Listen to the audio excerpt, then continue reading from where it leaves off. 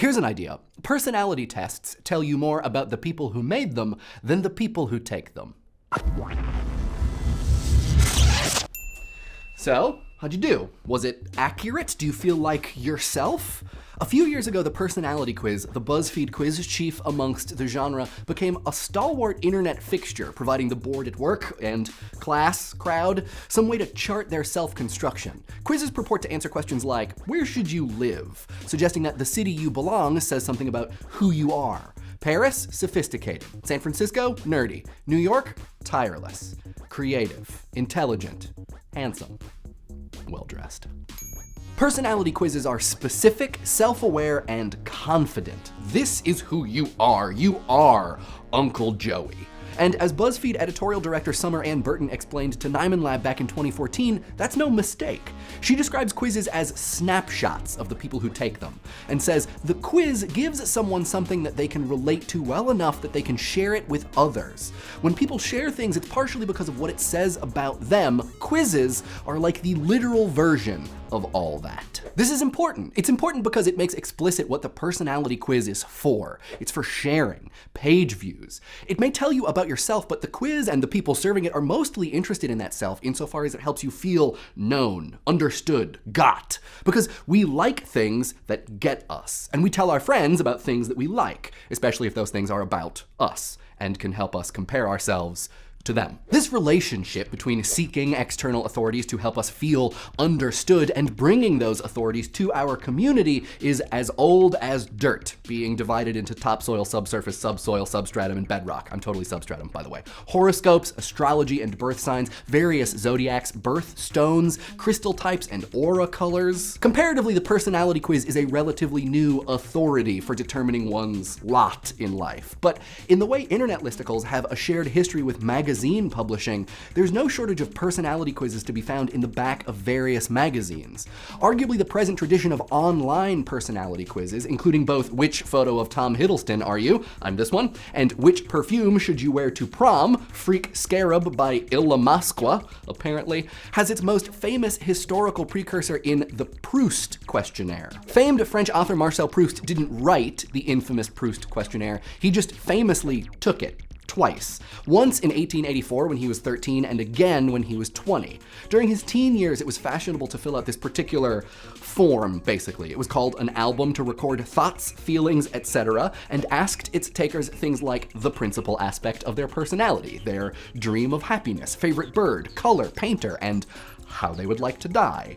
High society and hoi polloi alike would fill out the questionnaire and share their answers with their friends. As the years went by, the notoriety of Proust's answers, the beauty is not in the colors but in their harmony, he wrote under favorite color, led the questionnaire to being labeled after him. Perhaps because of its famous French filler outer or its probing inquisitiveness, the Proust questionnaire became, and still is, hugely influential. It was repopularized in France in the 70s by TV presenter Bernard Pivot, who would ask versions of its questions to authors who appeared on his show Apostrophes. Today, James Lipton, host of Inside the Actors Studio, asks Proust questionnaire-inspired questions of his guests, and celebrities can be found answering it in the back of every issue of Vanity Fair. David Bowie, for instance, found sympathy and originality to be greatly overrated qualities. Now, the Proust questionnaire may not aim to tell you that you are a lover or a cynic or a dreamer specifically. To become a quiz a la BuzzFeed, the questions must be attached to some secret logic that reveals some hidden dimension of yourself.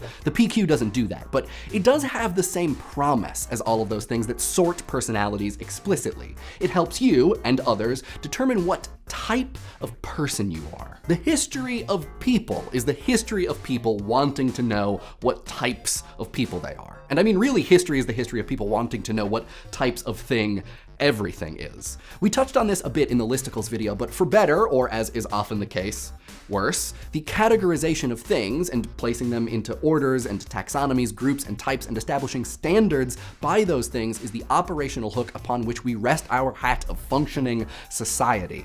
Except after a while it gets taken for granted. It becomes habitual, unquestioned, the very nature of being. As Boker and Starr write in their book Sorting Things Out, quote, "For such a central part of our lives, we stand for the most part in formal ignorance of the social and moral order created by the invisible potent entities that are standards and classifications. Their impact is indisputable, they write, and as Foucault reminds us, inescapable.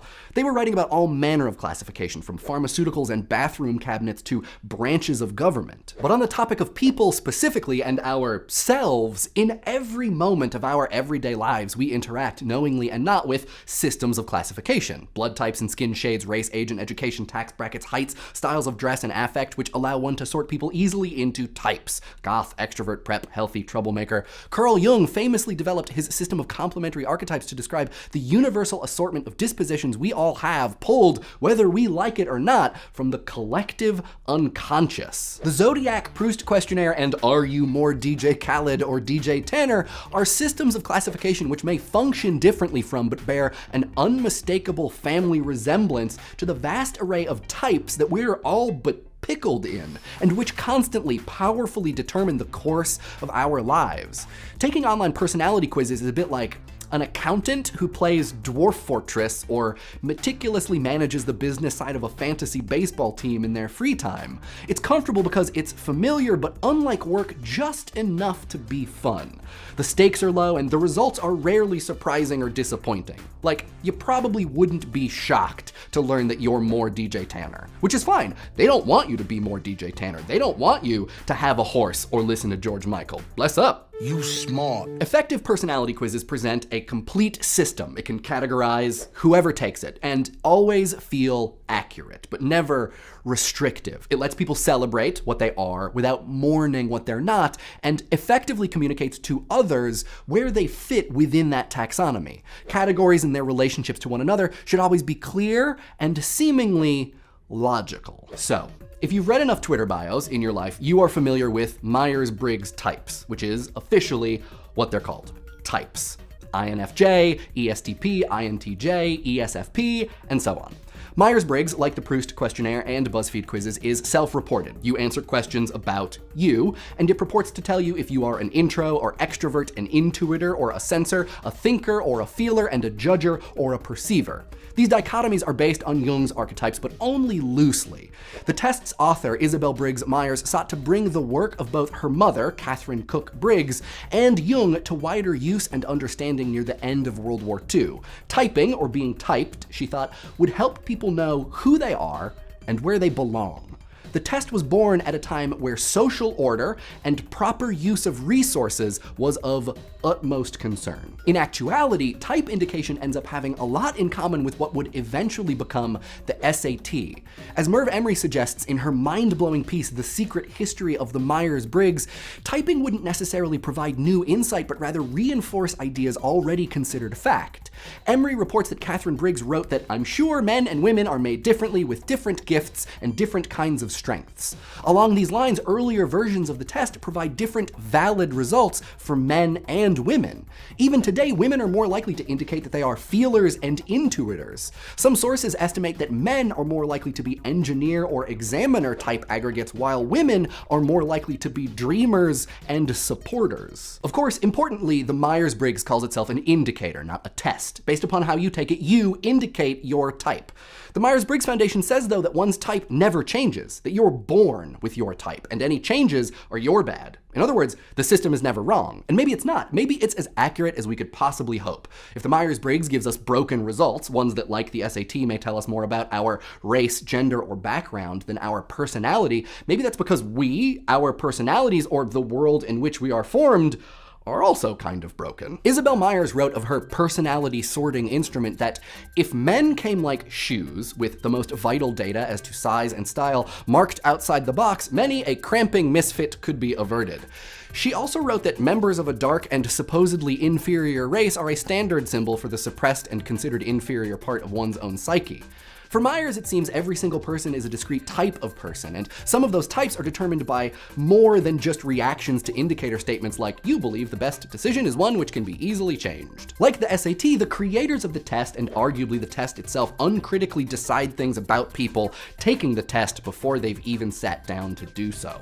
Those decisions are based on widely held assumptions. So what ends up happening is that culture at large tells you what type of person you are. You report that type into the Myers-Briggs. The Myers-Briggs says, "Hey, here's your type. And then you go, oh my God, that is so me. And then you go and you tell your friends, guys, the MBTI totally gets me. It may be satisfying to be told your place and to have that place align with your expectations, but this kind of typing can be insidious. As much as Myers-Briggs doesn't want to and shouldn't call theirs a test, countless people proudly and dutifully report their MBTI type as though it is the truth, when really it's an appealing and fallible system grounded in historical social assumptions. And it's not like a BuzzFeed quiz, just a fun thing to know. Roughly 2 million people take the Myers-Briggs each year. 89 Fortune 100 companies use the indicator to maximize individual and team effectiveness from entry to executive levels. Some companies even hire and fire based on MBTI results. The indicator is wildly popular and taken so seriously, but I don't know, is it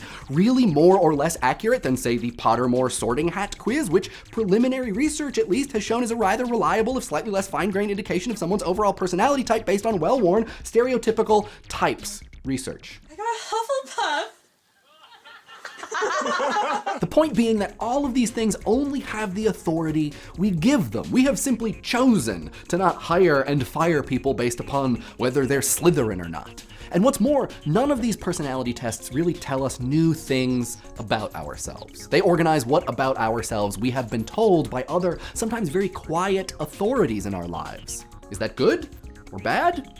Maybe both, or neither, it depends. But what I think is important to know is that the success of these things is based upon creating systems which feel like they understand you, when really they're just reinforcing what other forces are telling you is the case. And then any impulse to share is one which only helps these things do more of that. The most interesting part about personality indication may not be what each says you are, but what they implicitly claim determines certain results.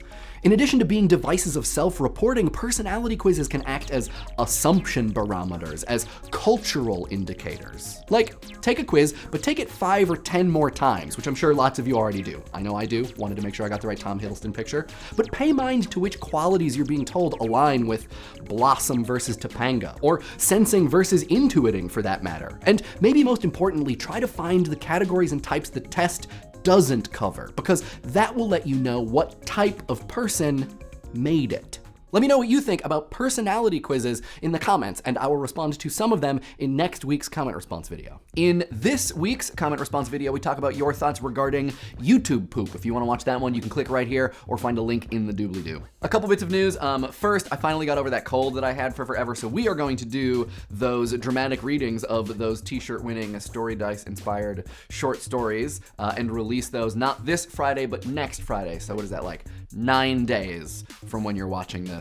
There will be some dramatic readings that get released. So get hype. Second, an extra special thanks to Ian Pierce, who is the developer that we worked with who made the Idea Channel personality quiz via YouTube thing possible. He built the entire sort of system that keeps track of answers and makes it all work. Ian, thank you so much. You are a miracle worker, my man. Yeah. And third, if you are not subscribed to The Good Stuff, which you should be, you may have missed me in one of their videos talking with Craig about secrecy, Area 51, aliens. Craig is fine, by the way. I know in our Area 51 video, he got abducted. We managed to rescue him. No big deal.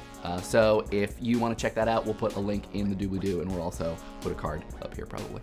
Okay, now that that's taken care of, this week's episode was brought to you by the hard work of these quiz masters. We have a Facebook and IRC and a subreddit, links in the doobly-doo. And this week's tweet of the week comes from Furagon Volt, who responded to a tweet. So I was tweeting about pens because now I spend a lot of time writing in notebooks and underlining things and writing in the margins of books. And so now I have developed a preference about which pens are good for which writing situation. And I was like, pens. Exciting stuff happening on my Twitter. And Furgon Volt was the first person to point me towards Pen Addict, which is a podcast about pens. I had no idea the pen fandom was so large or rolled so deep, but I feel so understood.